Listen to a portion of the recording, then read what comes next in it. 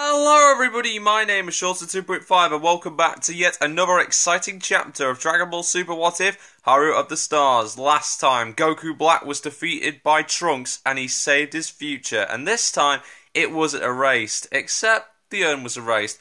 Two Grand Zenos then formed a friendship and peace returned at last. Or so we thought. So, for Haru of the Stars, there's going to be a guest character that's going to be a part of the Haru of the Stars canon, and that character is going to be Android 21. So today, in this chapter, we're going to be looking at the entire Android 21 saga and the start of the Tournament of Power saga. So, without any further ado, let's begin the chapter with the Android 21 saga. If you enjoyed this saga so far, be sure to like, comment, and subscribe. Now, without any further ado, here is Chapter 6 of Haru of the Stars.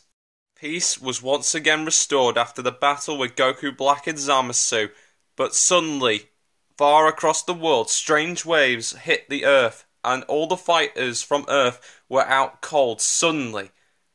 But later on, Haru then woke up to see Launch. But Haru wasn't feeling herself.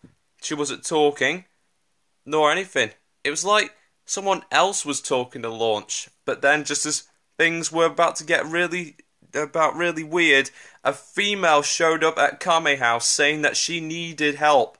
They, of course, both Launch and Haru, kept their distance, but as soon as anyone could say anything, then she attacked them without any thinking. But Haru, of course, won this battle with the help of another person, but only after the brawl, Android 16 showed up, much to Haru's surprise.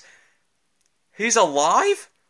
How could he be alive? And of course, Android 16 then comes to help out and calm down what he calls Android 21. Again, much to Haru's surprise.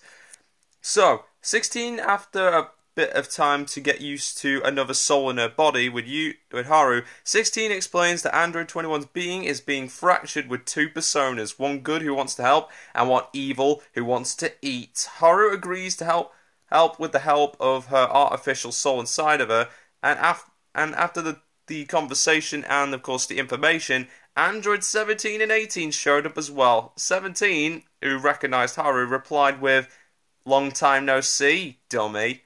And then all four of them, I think, all five of them set out across the world to help 21's persona find peace at last. Along the way, 21's persona was splitting at the seams, but Haru and 16 were able to keep her under control, at least for the short while. She of course, was grateful for all they did, until Cell and Frieza showed up to take revenge on 21 for what she did to them. Our heroes fought off the two mighty villains, but 21 fought alongside too, with, of course, her normal state and not the transformation she uses in the Android 21 saga of Dragon Ball FighterZ. This is her normal form fighting. So, luckily enough, after all the fighting and chaos, 21 controlled herself just in time before she broke. 16 could sense that she doesn't have much time left, but Haru suggested to go back to Capsule Core in order to find the problem. Of course, 17 is interested at the idea, and the gang agrees. And 21 decides to stay of course, as she is for now, so that she could defend herself. But then, shortly after, she decides to go to her fighting form, the pink margin form, instead but not with the black and red eyes, just to give her extra protection. She really knows what's up. However, the journey wasn't going to be so easy, because suddenly Cell and Frieza later went to Capsule Corp as they fought both Goku and Vegeta, waiting for our heroes to return. 21 was losing her mind. She struggled desperately and she almost lost herself. Luckily, Haru snapped her out of it, and then a spark of light hit, and she split herself in two, one good, one evil, shaking everything, everyone in the world. The ground was shaking at the might of this evil 21. And shortly after, 21 pinned Cell and Frieza down to the ground and turned them into candy. Just like Majin Buu. And like Majin Buu, just like the original, she feasted down on the both of them and gained so much power that she went into the like the grey Android 21 form like we see in the original Dragon Ball FighterZ story. The good 21 passed out, and Haru, the androids, Goku and Vegeta fought off this evil android. However, evil 21, however, is kind of in a pickle at the moment. She then proceeded to try and kill Haru and company, but with a mighty vanishing ball-like attack, but 16 jumped in to save them all, and Android 16 yet again was destroyed, and 21, of course, for some reason was mournful over his death. You can't, I mean, I'm pretty sure that 21's his mum, but it needs to be further explained before we get anywhere else, but I think it's his mother. The evil 21 then got away, but there was still hope in the end. 21's hunger, the good 21's hunger, it was cured. Like, she didn't feel hungry, she felt mournful. And as soon as after she had her moment, she was ready to help Goku and the others defeat her evil self. Unfortunately, in the way, there was another two villains coming back from the dead to fight them, and it was Goku Black and Zamasu. Yes, this time, because they weren't featured in the main story, Goku Black and Zamasu now appear in this particular version of the Dragon Ball FighterZ based saga. So, they appeared before our heroes. Haru 21 and the crew were able to defeat them easily through the link system and move forward without anything holds barred. After the fight, Goku Black and Zamasu were indeed eaten by the evil Android 21, and the crew heads towards the destination of Evil 21 for the final battle. Final battle is nigh, but before the fight began, Goku took our friends from Earth to the realm of the Kais using instant transmission, to which the Evil 21 also used instant transmission to get there, ready for the final battle. Our heroes struggled to fight the overpowered android, but luckily enough, the good 21 had enough strength left to fight back and win. After the fight, 21 felt a little bit of sympathy for her evil self, pinned down to the ground and weak, and of course she now gives her other self a second chance. She refuses at first, but 21 can still see the good in her, because, I mean, both of them are the same, so they could technically understand each other, and the evil 21 was like, What now? What am I supposed to do from now on? And 21's like, and the good 21's like, well, that's easy. And of course, she declares that she will find a way to control her hunger once and for all. After giving her evil self a nice hug, the evil 21 shed tears before going back into Android 21. Well, it looks like nobody died. So in this particular saga, 21 didn't die and was still able to retain her good self throughout the entire story. So later on, Bulma claims that she's found the blueprints for Android 21, so they can help her with her hunger problem. 21 was super happy to hear this and decided to be Bulma's business partner for the years to come. And that is the true happy ending for Android 21. Well, at least in this what if, that is. And the soul that was inside Haru went back to. All around, it was another happily ever after. But there's more.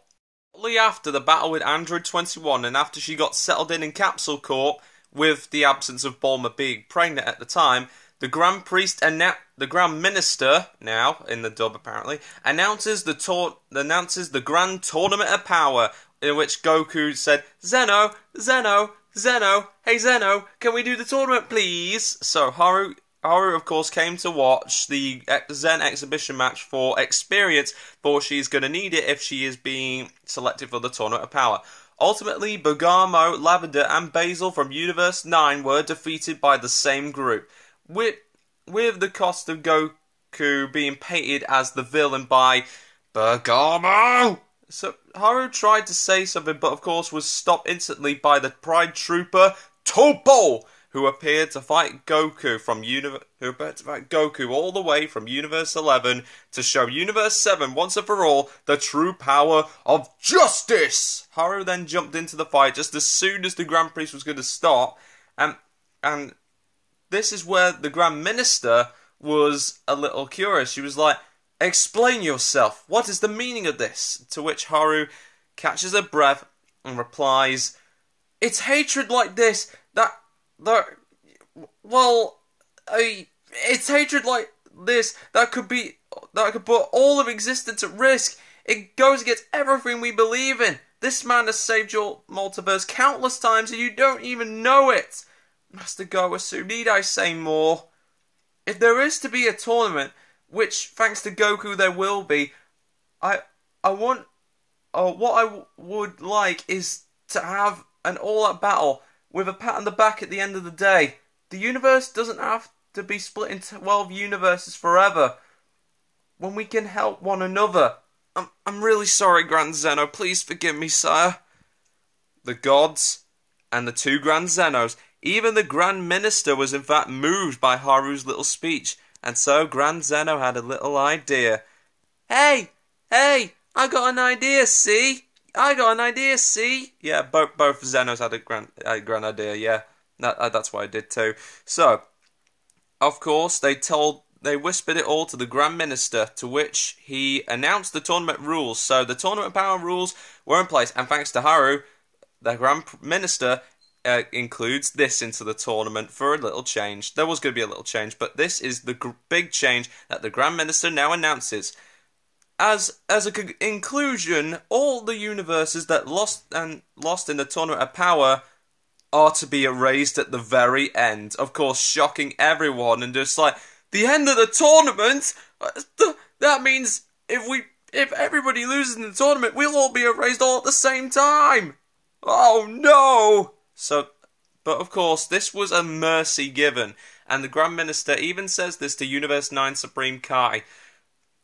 At least you're not getting erased immediately. We would want you to see a good show before you get erased. Toppo then congratulates Haru on her speech, as noble as he is, before leaving and telling Goku to beware of the strongest fighter of Universe 11, Jiren, before leaving off to find 10 fighters needed for the tournament.